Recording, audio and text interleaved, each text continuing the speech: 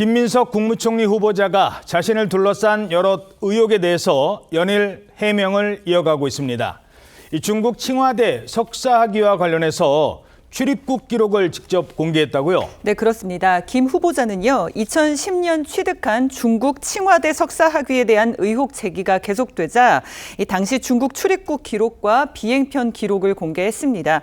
SNS를 통해서 중국 최고의 명문대가 요구하는 수업과 시험을 다 감당했다면서 2005년 2월 19일부터 2018년 1월 12일까지 자신이 중국으로 오간 출입국 일자, 출국 비행기 편명, 체류 기간이 적힌 문서를 직접 공개했습니다.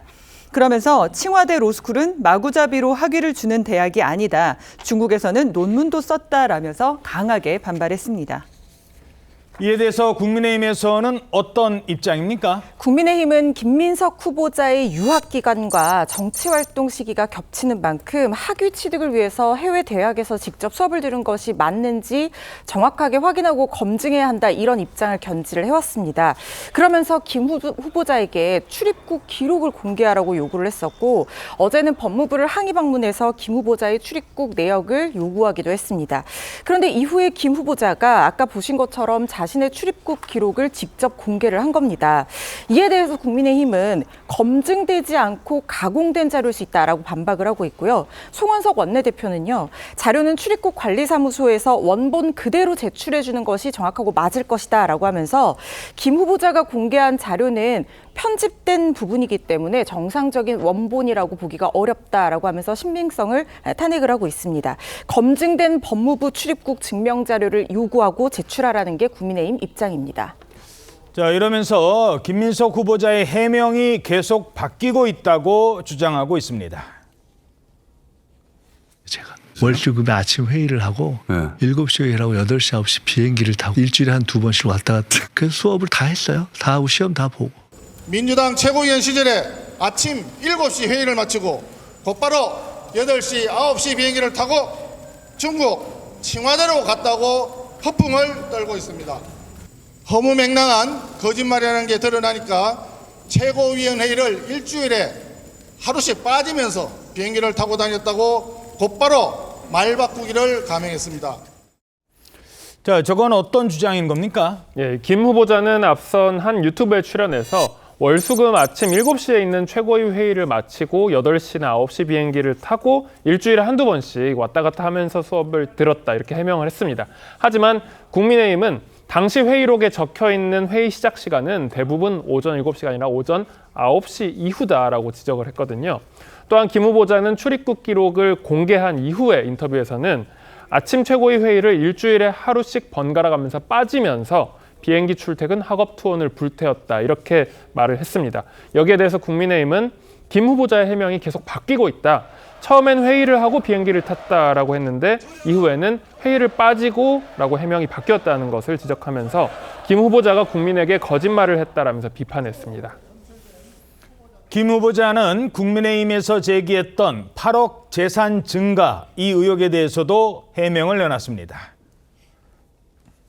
결론을 말씀드리면 다 소명이 됩니다. 제가 하다 보니 그 기간 동안에 경사도 있었고 결혼도 있었고 조사도 있었고 출판 기념회도 2번 있었고 그러면 대충 그 생각하실 수 있는 국회의원들이 그런 경우를 했을 때 하는 통상적인 액수가 있지 않습니까?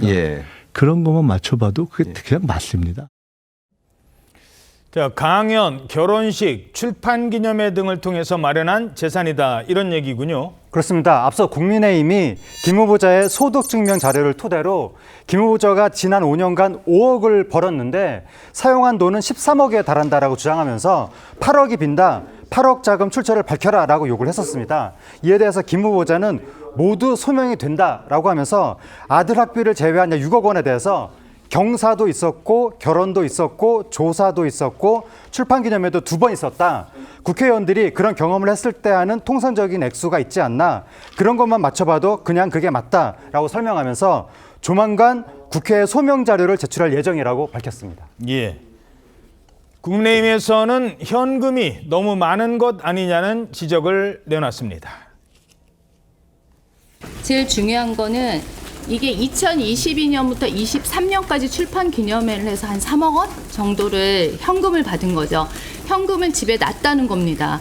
아시다시피 국회의원이 되면 12월 31일 기준으로, 물론 처음에 국회의원 될 때하고 12월 31일 기준으로 자기 재산 신고를 다 하게 돼 있는 거 아시죠? 그리고 그게 자체가 12월 31일 기준에서 현금이 기록되어 있지 않습니다. 실제로 출판 기념회를 해서 3억 원 정도가 나올 수 있다? 그거에 대해서는 저희가 추가 조사를 할 예정입니다.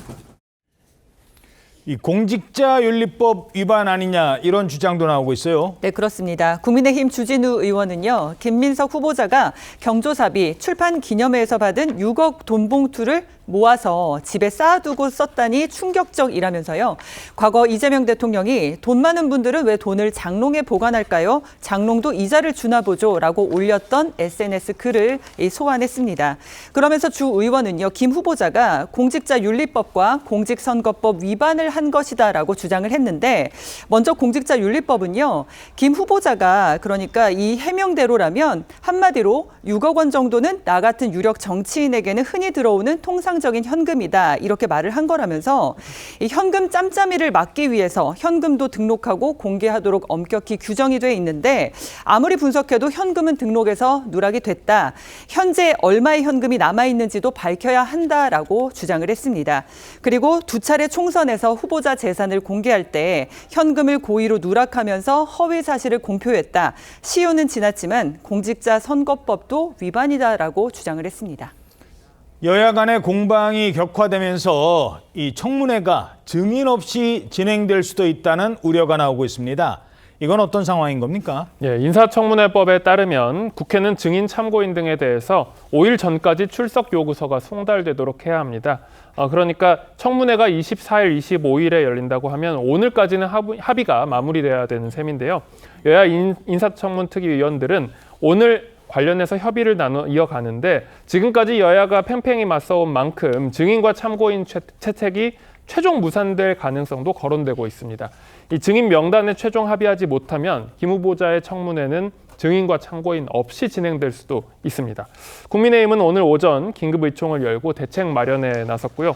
김용태 비대위원장은 오늘 22일 이 대통령과의 회동에서 김 후보자 관련 의혹에 대해 허심탄회하게 전달하겠다라고 말했습니다.